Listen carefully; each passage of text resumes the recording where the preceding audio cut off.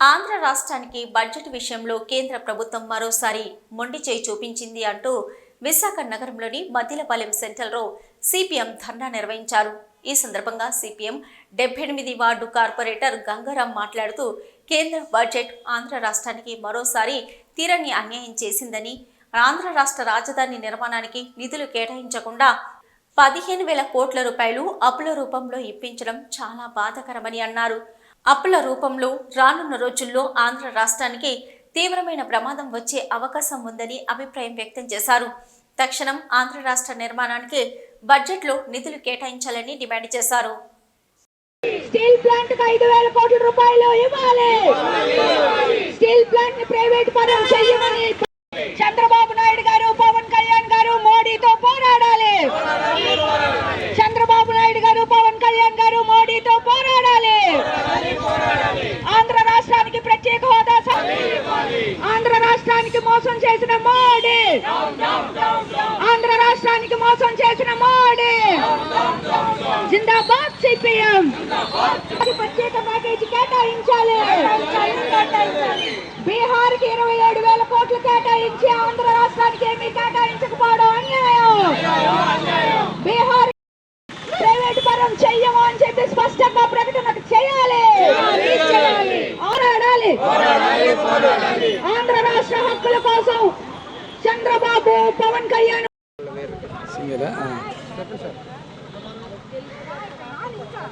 కేంద్ర బీజేపీ సర్కారు ప్రవేశపెట్టినటువంటి బడ్జెట్ ఆంధ్ర రాష్ట్రానికి తీవ్ర హాని చేసిందని సిపిఎం పార్టీ భావిస్తుంది.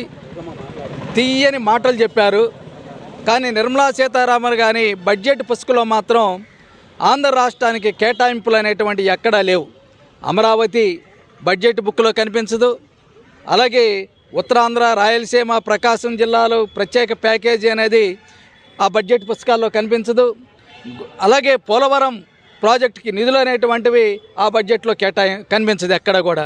మరి బడ్జెట్ పుస్తకాల్లో నిధులు కేటాయింపులో ఏమి లేకుండా నిర్మలా సీతారామన్ గారి బడ్జెట్ ఆవిడ యొక్క ప్రసంగంలో తీయని మాటలు చెప్తే ఏమిటి ఉపయోగం అనేటువంటిది సిపిఎం పార్టీ భావిస్తూ ఉన్నది.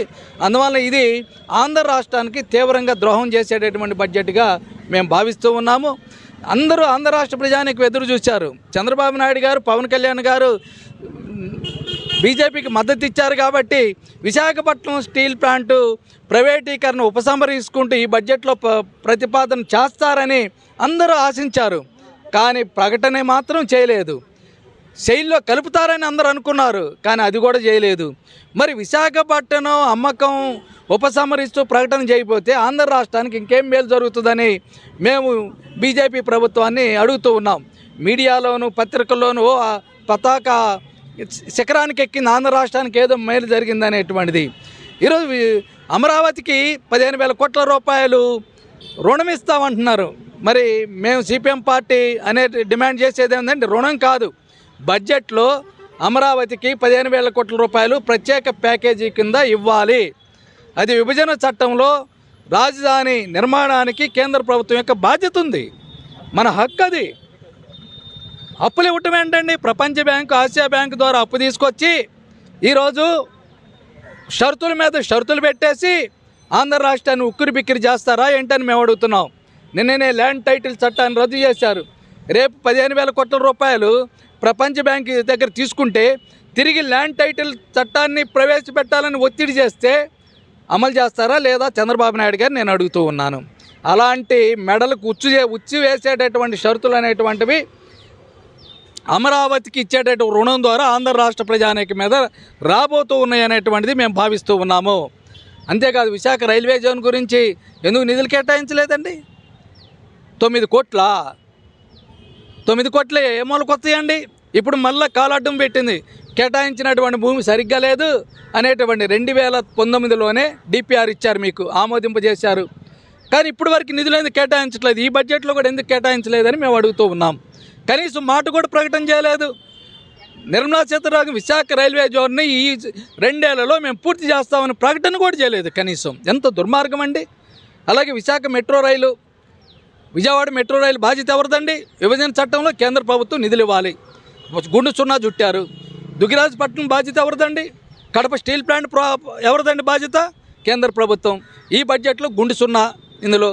అలాగే పోలవరం ప్రాజెక్టు అది దేశానికి అన్నపూర్ణ అనే మాటలు చెప్తే సరిపోద్దా?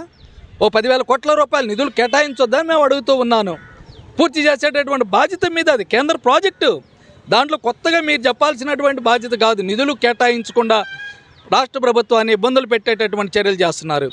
అలాగే ఇప్పుడు ఉత్తరాంధ్ర కానీ, రాయలసీమ, అదనంగా ప్రకాశం జిల్లా 8 జిల్లాలని మేము ప్రత్యేకంగా ప్యాకేజీలు ఇచ్చి అభివృద్ధి చేస్తాం. మరి నిధులు ఎందుకు కేటాయించలేదని మేము అడుగుతూ ఉన్నాము. నిధులు ఎంత కేటాయిస్తారు? ఉత్తరాంధ్రకు ఒక 2,000 కోట్లు ఈ సంవత్సరం, రాయలసీమకు 3,000 కోట్ల రూపాయలు ప్రకాశం జిల్లాతో కలిపి ఏమైనా కేటాయిస్తామని ఎందుకు ప్రకటన చేయలేదు? ఎందుకు నిధులు బడ్జెట్లో ఎందుకు ప్రతిపాదన చేయలేదు అనేటువంటి మేము సిపిఎం పార్టీ డిమాండ్ చేస్తూ ఉన్నది.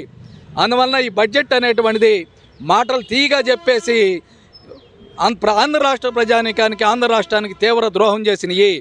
అందువల్ల అమరావతికి 15,000 కోట్ల రూపాయలు రుణం ఇస్తే ఈ రాష్ట్రం ఏం అభివృద్ధి కాదు.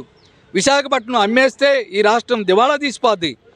అందువల్ల అమరావతికి 15,000 కోట్ల రూపాయలు అప్పిచ్చి విశాఖపట్నం స్టీల్ ప్లాంట్ అమ్మకం నుంచి ఉపసంహరించకపోయినా ఆంధ్ర రాష్ట్రానికి ఎటువంటి మేలు జరగదు.